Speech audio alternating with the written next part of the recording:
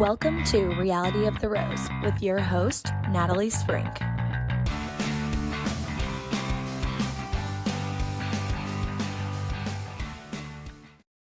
Hey everyone, welcome to episode 223 of Reality of the Rose. I'm your host, Natalie Sprink. Thank you for joining me today, where I'm going to talk a little bit of my own reality and a little bit of reality TV. Probably mostly reality TV, because we have lots to talk about.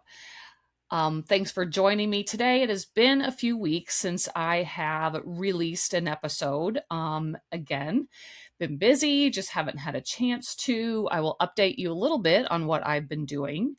And then following that, I am going to recap or discuss more Love Island, but also the Summer House reunion, which that seems to be what is mostly being discussed in the reality world as of today.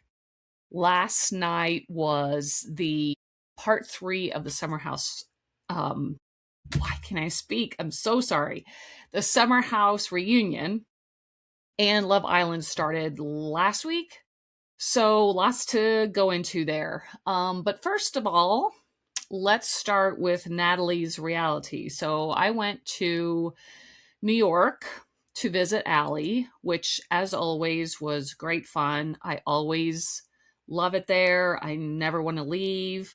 I actually met one of her friends' parents, and I'm so jealous because they have bought themselves a little apartment there, just a little 1-bedroom, so that they have a place to stay when they go and visit her. Granted, they are considering moving there, but still, wouldn't that be amazing if realty wasn't like sky high in New York? That would be such a great idea, because you could then Airbnb it when you're not there. Maybe someday, or I'll have to consider that. I'm probably not going to consider that. But anyway, we had a really, really great time. We went to the Met, where they have an exhibit, a costume fashion exhibit, which was the theme this year for the Met Gala. How do you say it? And it was so fascinating. I absolutely loved it. I've been to the Met several times, but they never seem to have like a fashion exhibit when I go. Just missed one time when I went. And so this was just like right down my alley. I could have probably spent a couple more hours there had we not had a deadline to meet, because when I'm there, we have so many things scheduled. I also got to go to Soft Bar, which is Carl Radke's bar in Brooklyn. If you watch Summer House, you know who Carl is, and he opened Soft Bar. And because he is sober, and he decided to open a bar where people who don't drink could go and sort of have the atmosphere, the bar atmosphere, little disappointed. Sorry, Carl. Two reasons. One is because we were starving by the time we got there. So that particular day, we went vintage/thrift shopping over in Brooklyn to a ton of different shops, which was so fun. As many times as I've been to New York to visit Allie, I always say I want to do that, and we've never actually done that. But we did with her roommates, and we had a great time. We all had a lot of luck.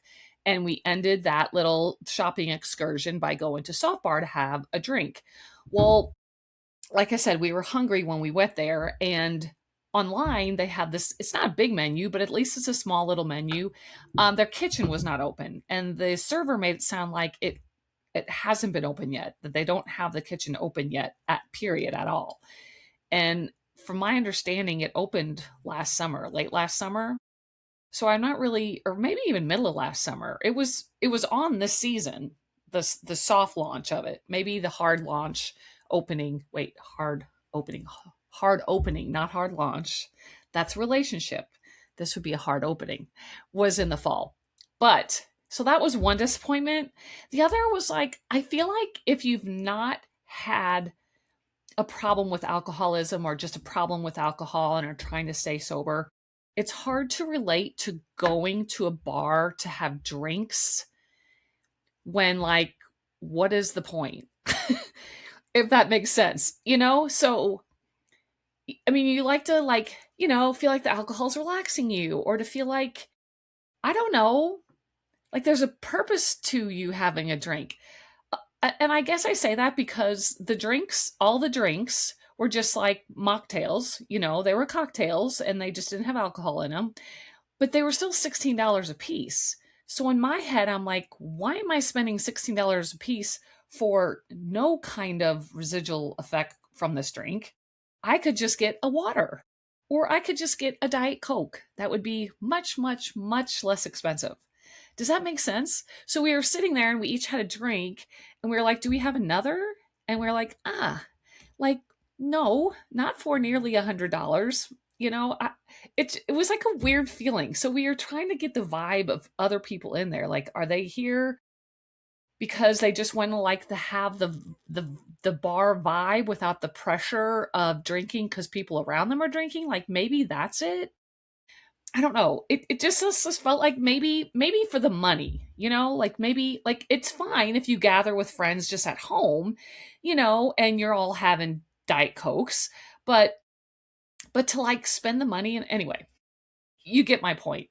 So it was a bit disappointing. And even the vibe in the bar, it was cool to be in there and reference that episode back and like remember where, oh, here's where so and so had this conversation. Here's where so and so had this conversation. That's where they were up in the loft. West was up in the loft with someone else, you know, like those things. And so I recognized it. And so that was cool for me. But the bar itself, I wouldn't need to go back there for sure. Anyway, so that was another day. We went like shopping, regular shopping as well. I got to meet her. I've only met like a few of her friends, but she has this big group of like 10 friends, guys and girls, that she hangs out with and talks about all the time. And I've only met a handful, well, just a few of them. So, one evening we went to one of their apartments and they have a little rooftop where we sat and had pizza and drank like non-mocktail drinks and just had a great time. I felt like I was like they were so nice and they were fun and everything, but when I was like I just kind of took a moment and sat back and watched them all just having fun and interacting, and we're on a rooftop bar and we have this great view of the city, the Empire State Building, and I felt like I was in an episode of Friends or Sex in the City or something with this group of kids, quote unquote. So like I just envy Allie's life and I just think it's so cool. I wish I would have had the nerve to do that when I was her age, to do something outside the box, to do something to really push the boundaries. Um, I wish I had the guts to do that to this day. That's why I say, you know, I would love to like look into buying a place in New York. A, Tim would not join me because he does not like it there.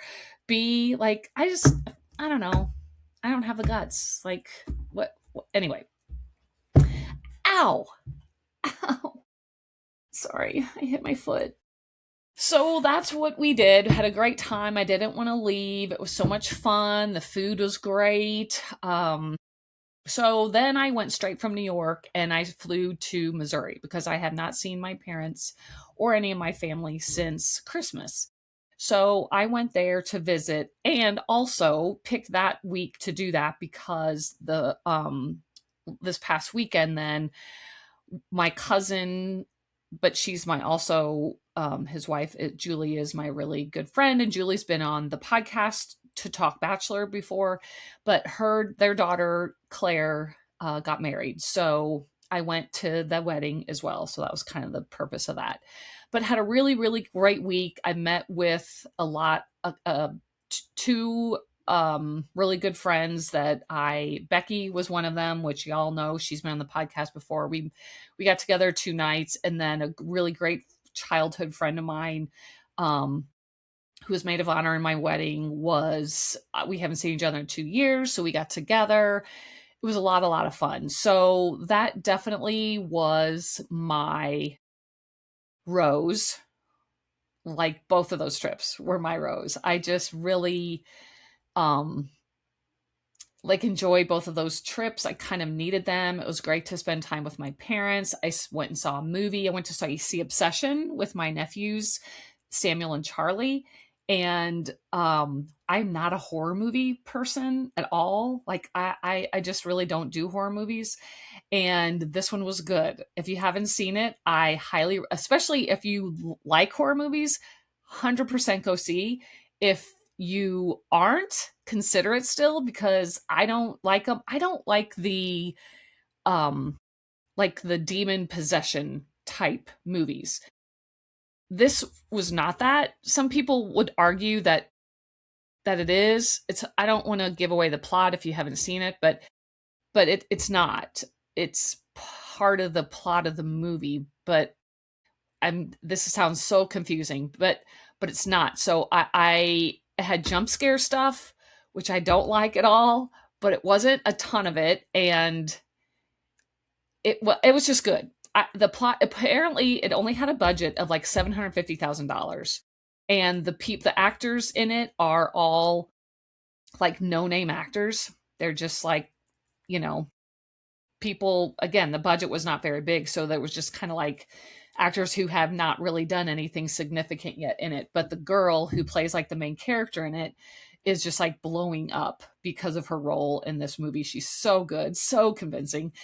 And yeah, it was great. I guess there must be a lot of little Easter eggs in it too to look for. My one nephew had seen it already, and I guess he's, the movie and things about the movie are now in his TikTok feed, and so he was kind of telling about us about some Easter eggs to kind of watch for that he didn't catch until he saw it the second time, but that he'd seen online, and how that kind of made it interesting to know all those things. But so go see that if you are considering a movie to watch, and especially if you like horror movies. So that was fun. But yes, this was definitely the highlights. As I do my rose. My thorn, I guess, is something I haven't experienced yet, but well, I did experience it, but I'm going back home because my mom is having hip replacement surgery. And I guess my thorn is kind of just seeing my mom like moving so slow and being in so much pain and things because of her hip is, and it just makes me sad, and I just want to like make her well, and I just want it like a guarantee that this surgery is going to help her. And I just I don't like seeing it. I don't like seeing my parents age, period. It's a part of life, and it's sort of a phase that, if we're fortunate for our parents to live long lives, we'll all likely experience, is getting to that point where we're seeing our parents age, whether it be like physical limitations or mental limitations that they experience. And it's just a difficult thing. So it was absolutely great to see them and spend time with them, and that was a highlight in a rose. But seeing my mom just not being herself, it just is blah. I don't like it. So prayers that her surgery in a couple weeks goes absolutely phenomenal. All right, so let's go to Summer House first. So there were the Summer House reunion, and I've talked in length about Summer House, so I'm not really going to recap. I'm just going to act as if you know already. So the reunion was in 3 parts, and we had a heads up from just the internet, Andy Cohen, that this was going to be a really intense reunion. It did not fail. It was 3 parts, if I didn't already say that. The last part was just last night, and so I watched it live as it was airing. And I'm just gonna kind of cover it in general, since it was 3 whole hours of reunion. But it was fascinating. It was like edge of your seat, especially the very beginning of the first reunion show. They began it with Lindsay doing her behind the scenes interviews for In the City. And while she was doing those is when West and Amanda came out with their mutual statement that they were together. And so we see Kyle, like she's sitting on her couch where she does her interviews, and he was like, check your phone. You got to see this. And so they show her checking her phone. She reads it out loud to Kyle because he didn't like read it yet. So he's reading it out loud to her. While she was reading it, Jesse calls.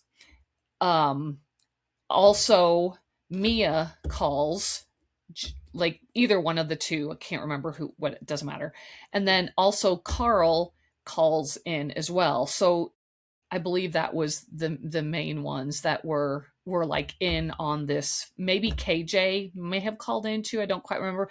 But either way, there was multiple of them on this like mutual phone conversation discussing this and how they just couldn't believe it and how awful it was and how shocking it was, and just like almost didn't even know how to comprehend it. And this happened to all get videoed because they were filming like her behind the scenes footage. So it was fascinating to sort of like a fourth wall being broken and us being able to witness the first reactions that of them all getting this news. It was so fascinating.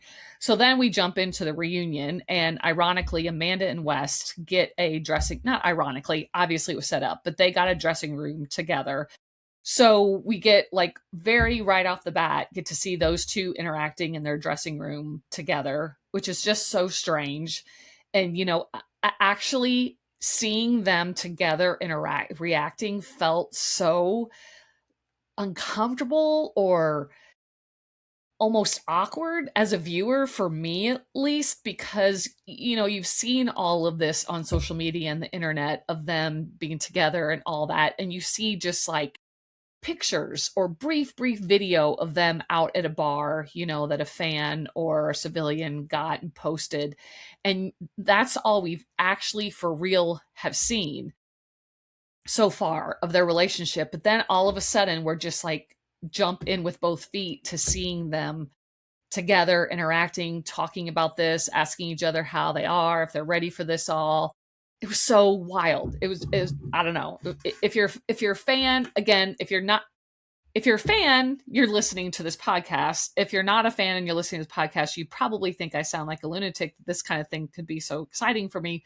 But then like you can tune out. That's fine. I don't care.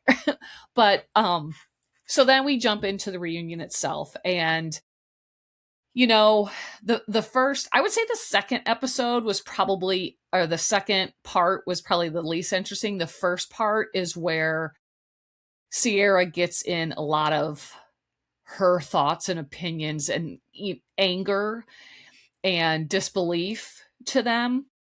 Kyle too, Lindsay too, but I believe that Ciara made her thoughts known most in the first part. It was interesting because, or not interesting, but I wonder how they cut the reunion and if it actually happened in the order in which the reunion went, or some stuff that they filmed at the end in real life was actually shown in the first show.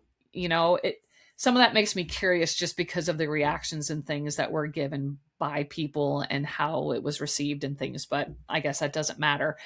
But they had her, this is where in the first episode, pretty close to the beginning, is where the audio leak that we all heard that occurred, a few weeks before the episode aired, is where that happened. And they did play that part. And, it just, in general, Amanda and West seemed not remorseful enough to me. And from what I understand, everyone feels the same way. But I was watching it and it was just blowing me away how stone cold Amanda seemed, and West. Amanda seemed stone cold, like pissed. West seems stone cold, like just not there. Like no emotion, but it was like in a, if I can use the word ditzy, like a ditzy way, like he just wasn't getting it. He didn't like look mad on his face. He didn't look anything. He was just like rolling his eyes and would nod his head every once in a while. And you're like, do you really understand this? Or are you just nodding your head because you think that's what you should be doing? Amanda just seemed like she was completely pissed off the whole time, which was not a good look in my opinion, because people were coming at her, but it's what you get for making the choices that you did. So to me, look remorseful. Force that look on your face. It was awful. It was hard for me to jump into watching her on that reunion and then jump to in the city always was shown then after the reunion, because In the City followed Summer House. I think this week was episode 4, so it has been going on long. But you would watch Amanda in that role, and then you jump to In the City, and it was almost like shocking for the system and to just my brain to be like, oh, this is the same Amanda and Lindsay when they would interact on In the City that was interacting on the set of the reunion, because Amanda is her quote unquote normal self on In the City. But then we just see this other side of her that we saw in the reunion that just seemed uncaring, unaffected. The only times she got emotional a couple times, and it was one time when Ciara was basically saying, you know what, maybe you and Wes deserve each other, because Wes needs somebody who this isn't verbatim, but who he can control, who he can like tell anything to, and they'll just accept. Someone who's weak. Amanda's like that. She's weak. She'll just let him say whatever he wants to say, and she won't fight back at all. She's just has no backbone. Was saying those things that made Amanda cry. But again, with like, let us see you crying. Let us see that you had emotion. Instead, she just got like big tears in her eyes, and then she completely like turned around to like dab her eyes so that she could hide her crying. And for whatever reason, that didn't sit with me well either, because at least let us see you having emotion. Yeah, I know but it's only because Ciara is maybe speaking the truth. And Ciara's convinced that West is doing this to get back at her, or she mentioned that at least. What were some other things? There were some pretty firm, hard, well-articulated statements that Ciara had about it all, and Amanda claiming that this happened because Wes was really there for her this summer, which was the infamous scene that we saw on the previews where Ciara's saying, where was I? Like, wasn't I also there for you this summer?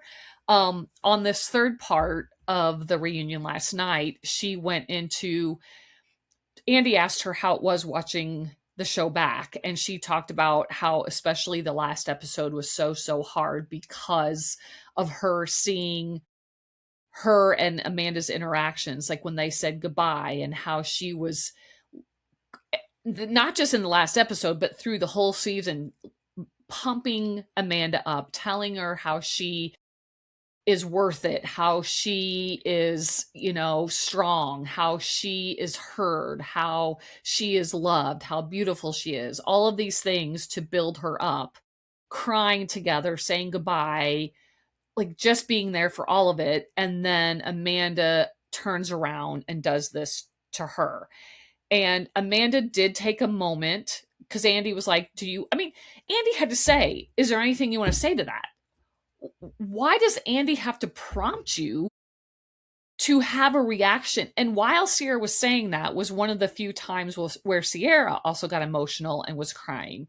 And it made everyone else was crying on the couches. Jesse was bawling. Kyle was crying. Like, everyone was so upset when Ciara was talking in that particular instance.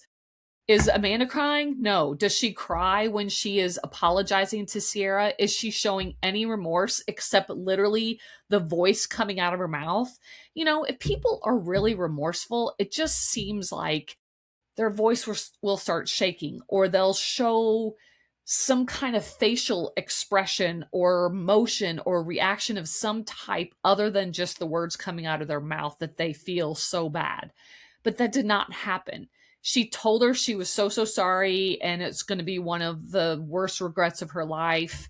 And, I guess the words that came out of her mouth, like, I guess what else are you going to say? At that point, like, what else is there to do? I mean, you're with West and you're saying you're still with him. So I realized, like, what else are you supposed to do at that point? But could she not have, like, begged for forgiveness? Could she have not gotten up and like even offered up a hug, even if Ciara denied it? Could she have cried? Like, I just don't get it. Andy addressed, because also we had a scene where Jesse, well, I think it was during that where Jesse was crying. I mean, every time, it felt like every time they showed Jesse, he had tears running down his eyes. But they had Andy asking Jesse, like, you're just very, very emotional over there. Can you tell me what you're feeling right now? And he just said, this is so hard to hear. It's hard to see this causing this friend group to break up and to shatter everything we had and the friendships and the closeness that we have, all because you made a choice that you didn't have to make. Also, prior to this, before I continue with what Jesse said, on last night's episode, it was very clear that West is a player and that he is a fuckboy, because we addressed how he had a, a girlfriend, and I'm using that with air quotes, this girl named Miha, and she thought they were exclusive. Wes did not look at it as exclusive. I think they were together like 14 months. He sent her flowers even on Valentine's Day, which, according to their timeline that they discussed during the reunion, he and Amanda were already sort of together at that time. It was like Miha, so Ciara called Miha during one of their breaks, and they filmed that part. And so Miha was saying, like, he called me his girlfriend. Like, he referred to me as his girlfriend all the time. I mean, we were exclusive. She stayed at his house all the time. But he confirmed that not only was there Amanda, but that he also continued to see other women while he was seeing her, like, the whole time. He confirmed that. He I, I forget the other scenarios, but they were talking about Andy addressed with him that very often he is not, he rarely exclusively dates someone. He's usually always dating multiple women at a time, even if they think that they're exclusive, And so it was very much determined that West is not a good person when it comes to women and his treatment of them in regards to relationships. And so all of this, I guess, a lot of it was news to Jesse. And he said, so to continue with what Jesse said, he was like, all of this I'm learning is just new. And I mean, like, the West I know, I didn't realize that he was capable of all these things and that he treated women this badly. And like, I just feel like I've lost a brother, he said. Now, I saw something today on social media, because they have the extended version, which I sort of wish and I may go back and watch it if I have time, but they have an extended version on Peacock. And apparently, the extended version showed, in the statement of Jesse's, he expanded on that and said another reason, which I don't know why they wouldn't include this after you hear what I'm going to say, why they wouldn't include this in the edited version as well. But he said that it also was really hurting him because this had happened to him directly, where a really good friend of his started dating one of his exes and lied about it. So this literal thing happened to Jesse too. So not only is he experiencing the fracture of friendships from the summer house group, but he also had it happen to him. And he was just like, I can't believe that you would, do this kind of thing, West. And like, when Jesse's doing this, like, he's so vulnerable and so just letting it all out. And Wes just like nods his head and says, I'm sorry. I understand. I hear you. I'm sorry. Like, zero emotion. So this occurs, and Andy says to West, are you on beta blockers? Or because look at these two couches. Everyone is upset. Everyone is showing emotion. Many of these people are crying, and you are just no emotion whatsoever. Like, he completely called them out on the fact that aren't you feeling anything like these people are saying to you? And he admitted that he was on beta blockers. Now, at first, I had to Google what a beta blocker was because I didn't know. But Ciara also came out with this on her story. So I assumed what it was some kind of a, some kind of a medicine or drug that caused you to like just have no emotions so you could stay calm. Apparently, it is close to that, but it doesn't regulate your emotions directly. It has some kind of neurological effect on your stress level. So your stress level, like you don't experience like high blood pressure, you don't experience like high heart rates and things like that, so that you don't, so that you stay calm. And but apparently it does not regulate emotion, but sort of by association, it can cause a effect to the emotion, if that makes sense. So I think what I feel like what Ciara was saying was, even though it doesn't directly affect your emotion, like, you shouldn't be allowed to take those before a reunion, because you should be having real life emotions and reactions to what's going on. And if you are highly stressed, especially in this situation where take accountability for it, show us why would you do that? I feel like taking the beta blockers he thought would help him to stay calm, but what it did make him do is look like he didn't give a shit, like he could care less, like he was just there because he had to, and just let's get this over with. But that's how she was too. She did not confirm whether she had taken a beta blocker, but God, she had to have taken something, even a Xanax or something, because when they had one of their breaks that they filmed, the two of them went into their dressing room and she just cuddled up on the couch and covered up, and I swear just was about to fall asleep. Like, neither one of them showed anxiety. Neither one of them showed anxiousness. They didn't show madness. They didn't show sadness, like nothing. It was very disappointing in that respect. That he was like, "Oh, I think it's almost going to be over soon." That, like, that's the upside. It's almost, I think we've hit the worst here. And she was like, "I hate how they're trying to turn me against you." And it was just, it just was void of any, in my opinion, regret, or remorse or anything. I mean, Carl got upset very many times. Amanda, that was, I think, in the second episode of the reunion where they were kind of on them about how much they were going out, how supposedly Amanda hated going out, and that's why she never was with Kyle when his DJing, because she hated going out and she didn't want to do that. But now magically she's with Wes and they're out all the time. They're staying out late, they're partying, they're drinking. And I think it was Lindsay, and I think Ciara that was calling this out. And she was like, I'm single now. I'm single. And they were like, well, you're actually not single. Your divorce is not final, so you aren't single yet. But also, who cares? What difference does that make? If you're married or single, why can't you go out and party with your husband then? Like, it made no sense. But then she ended up just saying, because Carl kind of got upset, and Andy says, like, "Carl, what are you upset for?" And she just spoke up, basically clarifying, like, he's upset because she said, I didn't like going out with Carl. She just defined it like that. It's basically, it was Carl. I didn't like going out with him. I didn't want to party with him. I like partying with Wes. So that made him upset. Andy asks him about it, and Amanda says, it's because I said I didn't like to go out with him. Like, just it was so frustrating. And then to go straight from that to in the city and see her also, hang on, sorry, let me back up again too. Lindsay is definitely worth talking about. She was like phenomenal in this reunion. She is so good at calling people out on their shit and articulating it and saying what everyone else is thinking.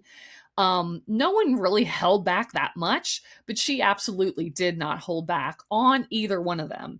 And her and Amanda are good friends, as we see on In the City when we're watching it, which that also is just like, like a boomerang, you know? I mean, we're watching her just give Amanda, hell. And then we turn around and watch her help Amanda move out of her and Kyle's apartment, because that's what we're currently watching, is Amanda getting her own place and the demise of her and Kyle's marriage. It's just so it is like an emotional wild roller coaster ride to watch these two shows back to back. Also, it's a little bit anticlimactic with the whole Amanda and Kyle thing on In the City, because obviously like so much has happened. Not only are they like not together, but the whole West and Amanda thing is happening. So I'm very, very curious to see what they have shown footage of Amanda with West. It was Amanda with West and Ciara, which also was so strange. They all had dinner together and they were talking about her and Kyle and her moving out and stuff. And Ciara continued to build her up, build her up, build her up. Watching that, the producers asks in their behind the scenes interviews if she already had feelings for West at that point. She says no. She says that was not even on my radar at that time. I was just worried about my marriage, blah, blah, blah, blah, blah, blah, blah. But, I'm curious to see how. I don't know when they stopped filming In the City. So I don't know, what we will get to see, what we won't get to see. But just loved the stuff that Lindsay had to say to both of them that just made so much sense. And she said it so well to both of them. It was a great, I mean, I feel sorry for all those people on the couches. However, but they all are. Wait, what I meant to say was I feel sorry for all of them on those couches because it is their real life. However, it was phenomenal TV. It was. And that being said, it was though a little disappointing to see Amanda and Wes. Like, that was one of the things Lindsay said towards the very end. Like, I don't feel like we made any progress. I don't feel like I know anything more than I did before. I don't think that anything came to light. I don't think, like, nothing happened really. It was them basically calling them out on their shit. That was fun to see, but them like taking accountability, but just saying, yeah, we lied to you. Yeah, but believe us when we say we weren't in a relationship mid-February. We weren't in a relationship yet. They were getting as specific as Andy asking them if they were in love yet, which they said no, not yet. They were asking, when did you first have sex? When did you first kiss? Like, all of these things. And they had a timeline for all of those things. However, it seemed like a very rehearsed timeline. And Jesse was asked later, because he and Rachel Lindsay actually were on Watch What Happens Live. I only got to watch about the first 10 minutes of that, which is going to include Jesse's timeline. He went down and wrote down everything, how he saw it and what he knew happened. So I can't share that with you yet because I haven't seen it. But Andy asked him on What Happens Live if he believes their timeline, and he just says it's a little sketchy to me. None of them believed it. None of them seemed to believe that because they claim they did not have sex until after they released that statement. That seems way too convenient and way too ironic. It felt like they were saying, okay, this is like our coming out, but we're going to wait to have sex until we release a statement. It just, and I know Lindsay said it way better than I just did, but the bullshit behind it just, it doesn't seem real. So, I'm sure we never will know. We never will know the consequences of it. Also, not the consequences. We never will know the real timeline.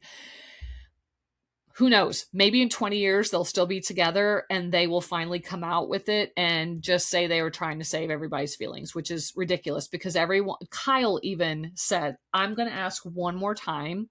And if you say that's what it is, then I will let it go. And he asked, were you in any kind of a relationship, physically, kissing, whatever? Had you kissed prior to January 1st? And they said no. And then we hear Lindsay saying, but an emotional interaction's way worse than physical. And he's like, I know, but I just wanted to know that part. So they were like really they were being very specific with them, trying to get something out of them, and they just gave nothing more than they have just in social media. Also, Amanda claims, because she was apparently, I wasn't catching any of this on social media when it was happening, but before they released the statement, when they were just like hanging out and it was all rumors, she was super breadcrumbing the public and posting pictures of them together in this bar and that bar and the other bar and having fun. And then she on there was it was like a bunch of slides on Instagram, and the last Instagram was her holding up her fingers like just a little bit like that, and she said something like, the fucks I give. And I mean, very much was giving, I don't give a fuck what anybody is saying about us being together. And they asked her about those posts, and apparently there were other posts too where she did similar stuff, like posted song lyrics that seemed to really line up with her and West kind of thing. And she just continued to act like that was nothing, that that was just ironic, that none of that had to do with West. Like, and there's no way you can prove it did. So I guess for her part, why not lie about it? Because no one can prove what her thoughts were when she posted something. But give me a break. Like, give me an absolute break. It's just wild. So yeah, it was amazing TV. So they had a surprise. They were telling us on their Instagram, like, to absolutely tune in to the very, very end, because because they had a surprise. What the surprise was is they are going to be giving us an extra episode of all this aftermath. And we knew that Kyle and West had like a 3-hour conversation about all this between the two of them, but that it was filmed. We knew that. But also, so we see part of that. We see Lindsay talking to Amanda, and that conversation seems to be about, like, you've got to kick West to the curb. You heard all the stuff everyone was saying at the reunion about what a fuckboy he is and how he doesn't give a shit about women, and he constantly is cheating on them and telling them they're exclusive, but they're not. Like, why do you think you're different? Which is so true and so valid. And if I was sitting in that seat, I'd be like, oh my God. Because Andy actually asked Amanda, did you know about all this stuff everyone's saying? And Amanda was like, I knew about some of it, but not all of it. So she admitted that. But like, the part about that, though, is that we know that when this aired, when the reunion started to air, and into the second episode, which was last week, that West and Amanda were in Italy, right? Italy or Spain together, and have been seen together since. So even though Lindsay's telling Amanda she needs to kick West to the curb, but she's going to get treated the same way, it doesn't appear that, like, even though the previews make it seem like, oh, maybe she is going to dump him. Apparently she hasn't, because we've seen them together. So that's, again, a little anticlimactic. But then they also have a conversation between Ciara and Miha, which is the girlfriend of Wes, that thought they were exclusive, but he said weren't. So we get an extended, which I think the Kyle and Wes conversation will probably be the best conversation, because hopefully he hasn't taken beta blockers, for one thing, and will actually show some emotion. Also, just to see some emotion from Amanda between her and Lindsay, I hope goes somewhere. Although I hope Lindsay is not only warning her to leave West, but is also like still giving her some hell for screwing Ciara over in their friendship. Like, I hope she doesn't let her off the hook. I really do. I don't think Lindsay will, but I hope that doesn't happen. So, yes. So here we go again. Another episode next week to anticipate. And In the City continues to be a great show. I'm not going to discuss that one, but we're still being given some of this drama on that series as well. So yeah, crazy. All right, so let's move into Love Island. All right, so this is season 8. I always start this show thinking, how did I watch all of this last season? And I'm kind of still thinking that. Like, I have to sneak in an episode here and there, because not only do I have all my Bravo stuff to watch, but I have to keep up with is it 5? I think it's 5 shows a week that I have to watch Love Island, and some of them they're all an hour, and some of them, like, not last night, but the night before was an hour and 20 minutes. So some of them are even longer. And I always think there's no way I'm going to be able to keep up with this, but I always find a way to keep up with it. Yes, I do. Um, so comparing, I think it's always hard to compare seasons, especially this early. I feel like the best season still remains to be the season 6. Last season with like Huda's crash out was, that stuff was great TV. We had one crash out so far, and that was with Melanie, which happened a few episodes ago. That was, in my opinion, not near the crash out that Huda had. But okay, so let's talk about the characters, or the cast members in this. So the girls, I've already sort of changed my opinions of, and I'm going to pull this up here because it seems like I never remember their names. Okay, so we have Kenzie. Okay, let's just say she as a person would annoy the hell out of me if I talked to her. And I sorry, I shouldn't make fun. She is a very pretty girl, but she's got the lips that are like up like that, and every time she talks, her lip is up like this, and she's got an overbite, and so it's just like like her mouth is just it's all mouth and all teeth, like it. I can't, like, I sometimes have to cover my eyes because I don't like to look at that. I just, it gives me the ick, I guess. And she feels so blonde. She feels just like a stereotype blonde. And I hate when blondes are made to be stereotype. I feel like her. Really? Oh my God. Oh my God. Your hands are so big. Oh my God. I can't believe it. Like that. Ugh. Like, blah. So I feel like, makes good TV, and I keep seeing stuff about everyone waiting for her to crash out, but I, I will like her because she makes it interesting and makes good TV, but she's hard for me to watch because she's just like this AI thing. I don't it feels She doesn't feel real, and she just annoys me. Okay, so not like a huge fan of hers, but again, I guess she makes good TV. We got Trinity, who I didn't. Okay, so the first person, like, how people do that thing where they'll compare what someone looks like with like a cartoon character of something. I don't know why. I think it's her really long neck. But the first thing that I thought of is that if you lined her up with the sloth, whatever his name is from Ice Age, that's who she reminds me of, is like that. Like, you could compare those two side by side. And I didn't like her at the beginning because I felt she was also very, very surface level and seemed very ditzy as well. But I am sort of changing my opinion on her. She is definitely growing on me, and I'm liking her more. We're starting to get to, and that's why it's hard to compare seasons, because we get to know their personalities more. It's hard. It's probably not fair to determine personalities based on just like the first 3 episodes, because it just is.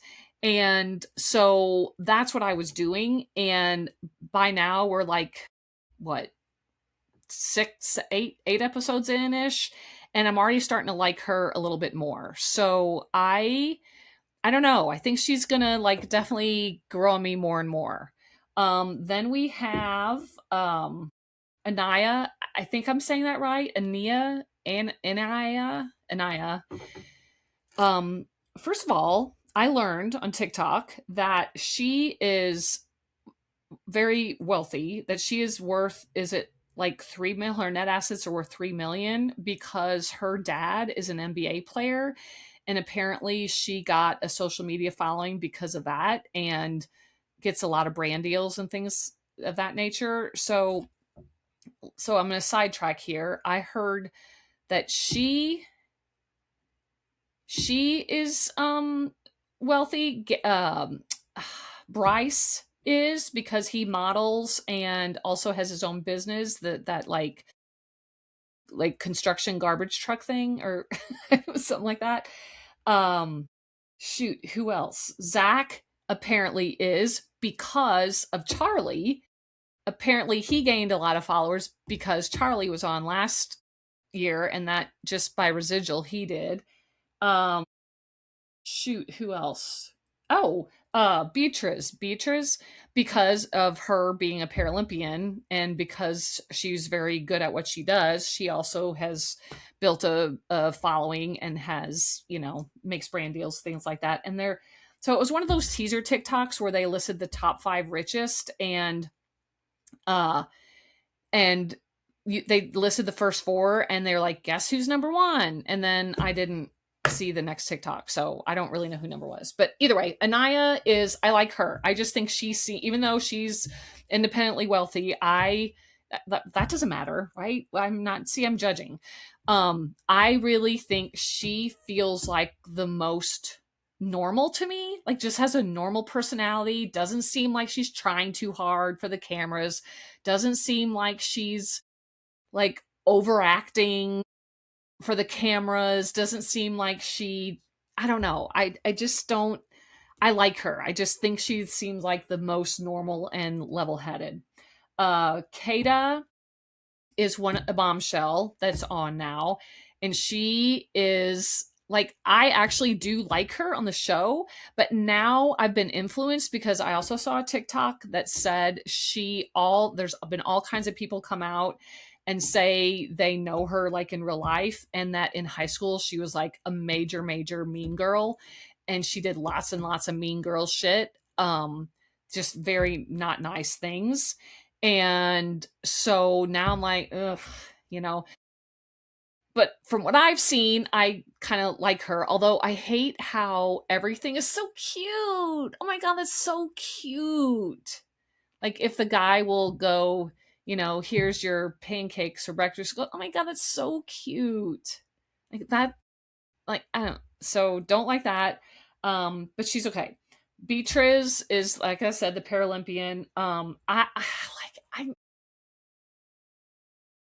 It varies with me show to show with her. I also think that she seems very level headed and kind of normal, but then I also could see where she could be a bit on the arrogant side, possibly.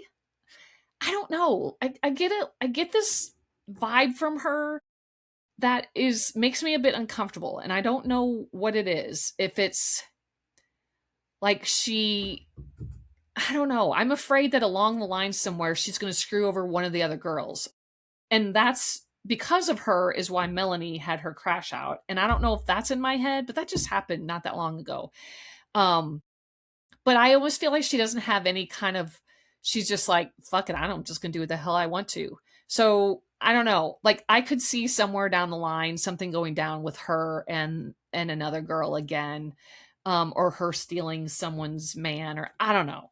I just get a strange vibe from her. Then there's Melanie. She also, there are episodes like when she had her crash out, like we all crash outs. I didn't think it was that bad. Like she was like, give me 10, just give me 10. I think that's what she said, right? Give me 10. She kept repeating it. She kept repeating it. It kind of reminded me of Obsession. And if you did see it, where Nikki's like, no, no. So my nephew Samuel and I happen to watch, he watches Love Island too, as does my niece Grace. I swear I'm going to have them on. I'll have them on sometime to recap. But I also think we were laughing because we had just seen Obsession. And as soon as she did that, give me 10, we were like, oh my God, it's Nikki. So you will not get that unless you've seen the movie Obsession. So I think she is the prettiest in my opinion. And I think she's so cute. But Samuel didn't like her. He thought she's petty. Like although she was the one that was so mad when Sincere was having that conversation with Kata and she didn't know about it. She was like ready to leave Sincere just because they had a conversation, which it was kind of like, okay, that's a little aggressive here. You've only known him for 48 hours. So like, and she was making such a big deal about that. And they didn't even do anything. They barely sat close together. But he pursued a conversation with her, and apparently that's a no-no. I just learned that today. I was listening to the Biofiles, and there's this woman on that wrote a book about Love Island, UK and US, and got all this access to Love Island, the sets, the producers, some cast members, and got like all the behind the scenes details. And according to her, that is one of the unspoken rules of the Islanders, is that if you are coupled up with someone and you like actually like them and there's like no trouble in paradise, that you need to tell them before you go pull somebody. And that's again just an unspoken rule. Like, we don't know that. I never knew that. That was news to me, and kind of interesting because we don't always see them getting the permission, you know. So maybe that's why Melanie was so mad, was because that's, as I said, an unspoken rule, and he didn't do that because she kept saying that, like, he never even said anything to me. So then we have Soul and Jen. So that's the last episode I watched, was the episode where they had the huge bed make out with the paint, which, okay. But, they were two new bombshells that came in. So I know nothing about them yet. I haven't watched last night's episode. So that's the girls. The guys, Sincere, he is with Melanie.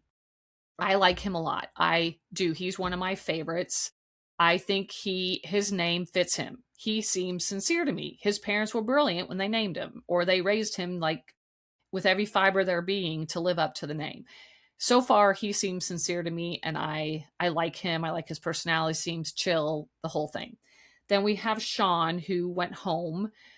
He was single for like the last few episodes and was kind of with Kenzie, but not really. He didn't make that much of an impact for me, so I didn't really care that. I mean, I liked him, but I didn't really care if he left. Then we have Gabriel, which he was a bombshell, but when he came in, it was the most cringy, awkward thing in the world. I don't know what they told him behind the scenes to pump him up to be like, it was like they said, okay, act like you're in a porno. You know, it was gross. I also didn't get when Kata and him came in and they pulled like the two singles from Men and Women, and they went to like a different place, and they were just like in a bedroom with one bed, and he had Beatrice and Trinity sitting on the bed, and he just like, they were talking, but he was looking at them with those like eyes that just went bored into their soul, like he just wanted to have sex with them right then and there, and he was just kept looking at him real all like, ugh. And then just went in for a kiss with Beatrice, and like Trinity is like, what what do you do in that situation? It was so awkward to watch. Like, they're in the middle of a sentence and he just starts making out with her. Who does that? Like, make this a little bit real life. I get it's Love Island, but for Christ, like, in heaven's sake, what in the world? So Trinity was just like, do. Ugh, I hated that part. I hated that part. Also making them all sleep in bed together that night, and then Kata kissing Zach, and like Bryce reaching over to try to be a part of it and then be like, no. And so him having I hated that part. It was just so awkward and gross. I wish they would have eliminated that totally. Then we have Corbin, who is a bombshell too. He is currently with Kenzie. They just got coupled up. And he's the one with big hands. I just, oh my God, look at your hands. Oh my God. Then we have Zach, who is Charlie's brother, who is with Kata still. They seem to be a decent couple. I like him. I can't believe how much he and Charlie look alike. Like, they are identical. They look so much alike. It's wild. I think he seems funny. I like him. KC is with Anaya. And I also like him a lot. He seems down to earth. He seems just also kind of just like a normal girl. I actually really love him and Anaya together. And also because they were sort of forced together on the first episode because, how was it? Like, so when the girls had to pick who they wanted to go with, or yeah, like the guy who they picked, then there was more than one girl that went for him. So then that the second one that he didn't pick got to be single. You know what I mean? Anyway, they both were left single by that. So they were like sort of like forced to be a couple, and they're still together. And I don't know. I would argue they're one of the strongest couples. Like they seem to be growing closer all the time. I love it. Um she got pissed at him though on that bed making out scene because he had red all over him from one of the bombshells, but I don't feel like that's a fair assessment because apparently you can just make out however long you want to with bombshells during challenges. Or that wasn't a challenge. Was that considered a challenge? Whatever. Anyway, then we have Bryce, who is the model slash contractor garbage truck owner, whatever the hell. He has like the Harry Styles hair, or that's what I liken it to. He feels like just kind of random. Like I don't feel like they've showed a lot of him and his personality. They've showed him, and he and Trinity are together. And when they show them having conversations, they seem like such superficial, like surface level conversations. And it almost makes me feel like that's because of him. I feel like Trinity has the ability to go deeper, but they just aren't. I don't know. I don't know Bryce well enough. So I don't have a strong opinion about him either way. And then we have Caleb, who is a new bombshell as well. It's really funny because on social media, and if you watch, I actually noticed this before I saw it on social media. Like Zach and Bryce are always like, like slapping each other's asses, or like they'll for a second cuddle in bed, cuddle quote unquote in bed together. And if you go online, you will see like so many instances that I even missed that of those two together, and everyone's like, maybe this will be the strongest couple to come out of Love Island. Like who knew? They're calling them Zrice or something is like their, what do you call it? Like their combo name, putting their names together, Zrice. And anyway, that's sort of funny. So watch for that. I get a kick out of that. Also, I was going to say something about somebody else. Said that about Zach. Oh, I also learned that on this interview on the Vial Files today with this girl that wrote that book, that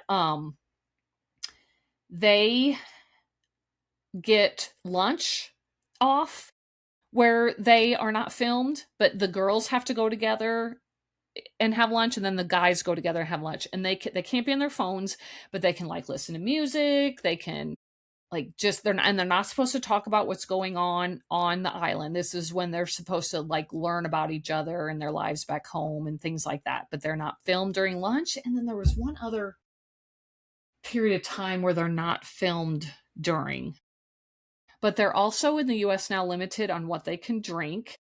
They are limited on that. And God, there was another detail. I know what the other detail was.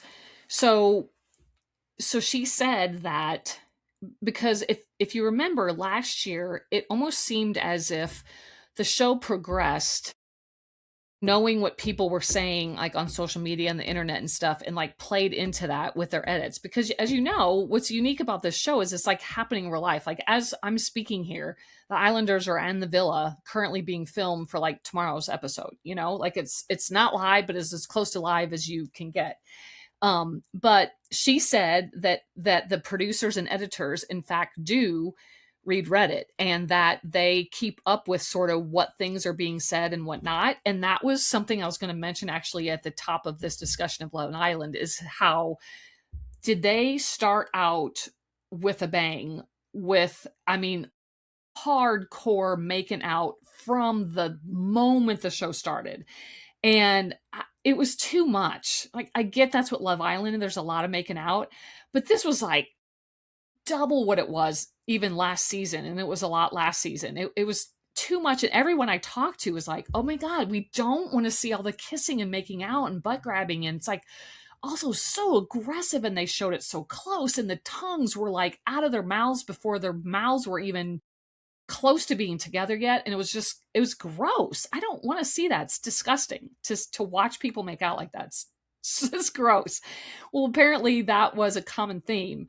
And I guess I can't say that I actually noticed that, but when she said that, the girl who wrote the book, she said that they read they did read that there was a lot of people saying like, okay, too much making out, way too much making out. Please take some of that out.